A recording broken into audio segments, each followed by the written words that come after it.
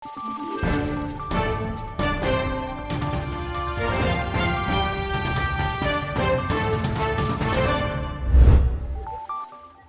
ang kasiyahan ng mga mag-aaral nang matanggap ang kanilang bagong school bags mula sa tanggapan ng pangalawang Pangulo.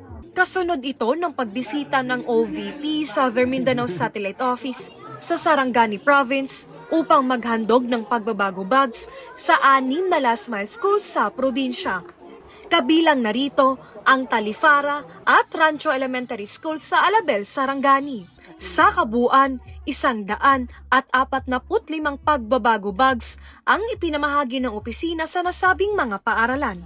Kwento sa amin ng guro na si Alona, ilan sa kanyang mga mag-aaral ay napipilitang lumiban sa klase dahil sa kakulangan ng school supplies.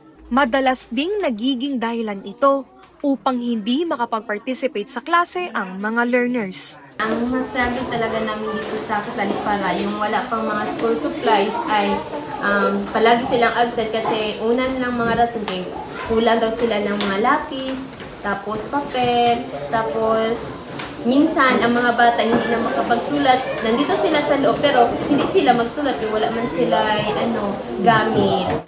Kaya naman, lubos ang pasasalamat ng guro nang makarating ang pagbabago campaign sa kanilang paaralan.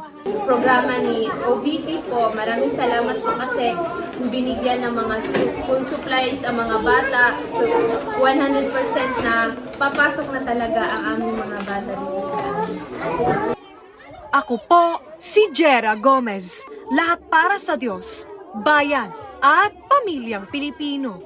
Valiente News.